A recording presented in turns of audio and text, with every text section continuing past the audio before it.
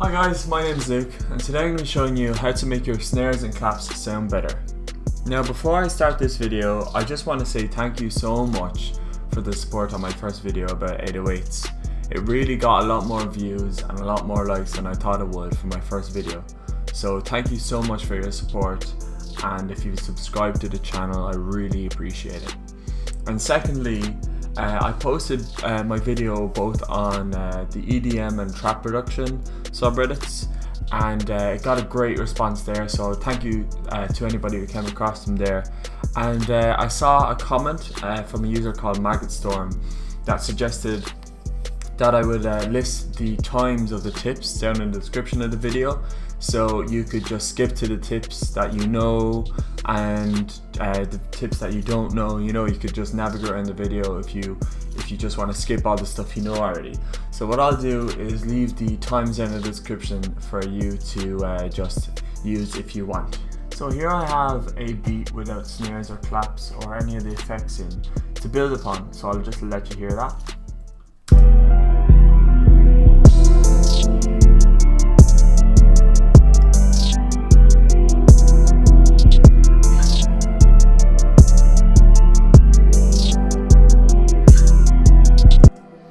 So that's the beat we're going to build upon. So the first tip I'm going to show you is layering snares. So we're just going to drag in this snare here and put it on every beat. And I'll just give you a listen to that now. So as you can hear, it kind of feels a bit weak. So what I think is necessary is to throw another snare underneath it.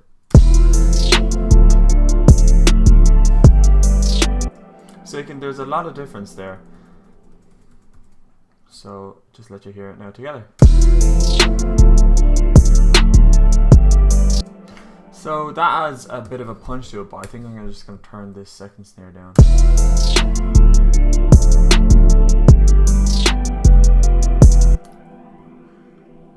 So that's the first tip, just simply layering your snares. So the second tip of this video is pre-shifting claps. So this is probably the prime reason I work with audio when I'm kind of trying to do this effect. So what I have is 2 clap samples, and if I place the claps on the grid, straight on the grid, like my snares, it'll sound like this.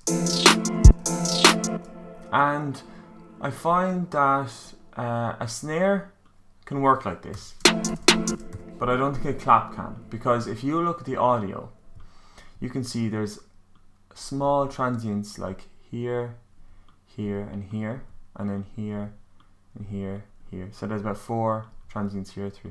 And this effect it's like in real life. A snare has 1 hit, but a clap is it's sluggish and layered.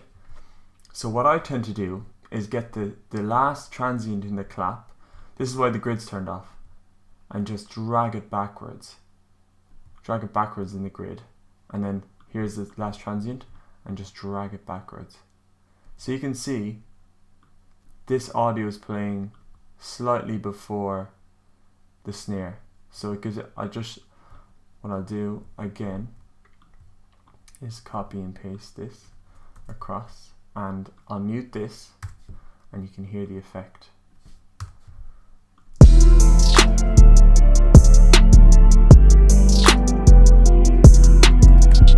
So what it gives, it kind of gives a real, an authentic real life effect.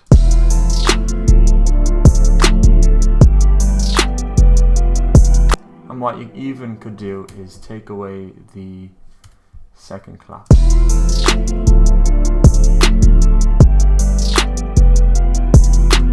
So it kind of gives variety again. So that's the second tip, just pre-shifting your claps. So for the third tip of this video is just using Foley. So Foley is basically real world sounds and using kind of small little noise sweeps to add even more pre-shift kind of depth. So I'll just search keys here, and I know Cymatics have some cool Foley here. So I'm just going to use this sample. This kind of has some nice kind of sounds to it. So I'll just turn off the grid again. A lot of this is about adding kind of looseness. It's used in Carmax beats and stuff like that. So again, turn off. And what I'll do, this is going to be kind of a lead up to the sound, the claps and sounds. It's not necessary to add kind of a punch to the clap and snare. It's just to add a small little bit of depth to this sound. So what I'll do is I'll cut this off here. Cut this here, and then use this small little arrow to go through the sounds. And what I'll be looking for is just to leave this transient maybe here onto where the clap hits. So that's not really loud enough. So what I can do is bring this down here. Yeah, there we go. And then turn it up a bit. And then have this.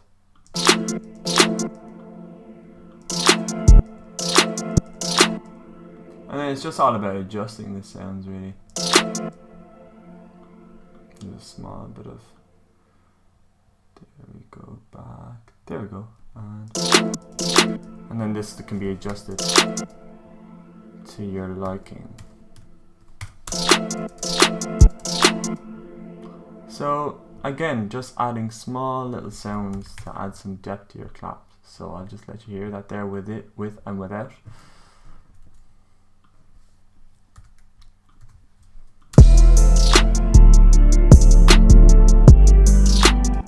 And as we have the second clap on every first and third beat, we can just turn off the keys here and let that play.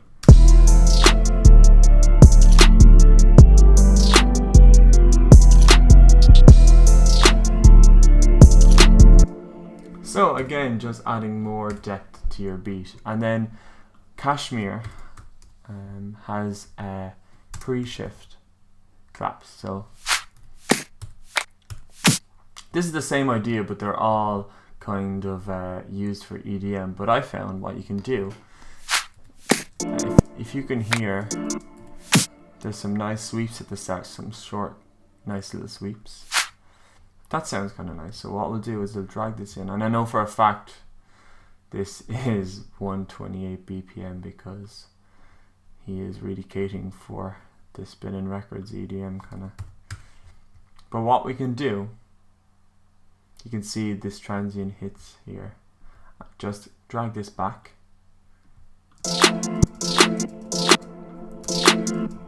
And again, you have this little small sweep that you can maybe use here.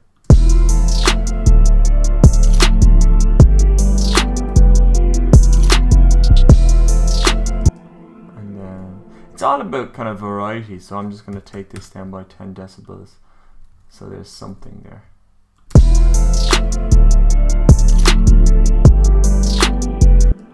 Maybe -5. Here we go, and I'll take this away. So you can hear already the difference between just the snares hitting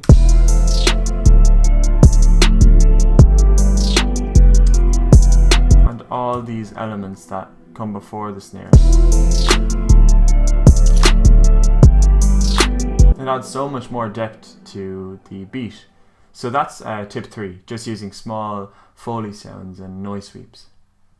So the fourth tip of this video is adding a return channel to add some reverb to the claps. So you're just going to come down here and right click return track. I'm just going to call this claps and snare CNS. And Ableton have a really nice snare room kind of reverb. I try and use Ableton's stock plugins as much as possible to kind of save on CPU. So what I'm going to go in and do is expand these. And what you could do is just go to the group and just bring this up here. And this just sends, this is just dictating how much of the signal is going to the return track. But the thing about this is sometimes like these off snares don't really sound good with the reverb on them. So what you can do is just take the channel off, take this group send off, and just get these four, even these four channels here that hit on the transient, these main claps, and you can highlight them all and just gradually bring them up. So you can just highlight all these channels with the shift key and just gradually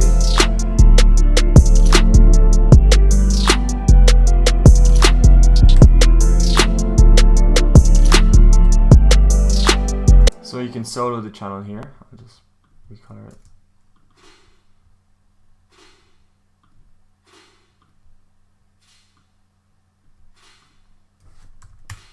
So it adds a bit of more space to the snares and claps, so you can open this up and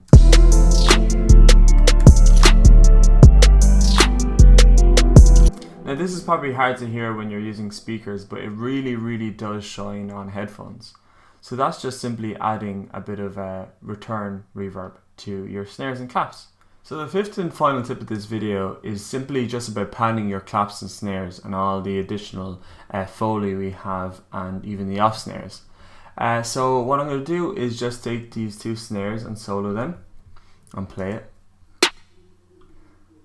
So I'm not going to make these too wide, maybe 5 to the left and 5 to the right. So what I do is go up to this and press and type in -5 to go to the left, and then just simply just 5. And then we have the claps, maybe a bit wider. So you can already hear it's adding some stereo width, so maybe make these a bit louder. And the snares then, I feel like they can stay the same. And actually what you could do, now that I think of it, is duplicate these snares, and we'll just call this snare off, snare left, off snare left, bring this out, copy and paste, try and copy and paste, right, spell right, and what we can do is jump in here. I'll just fold this to make this, and every second one I'm just going to mute. It's just simply, and then go down, and then for every first. And what we could do, pan this one 7 to the left and 7 to the right, and now we have snares that are going from each to left to right. So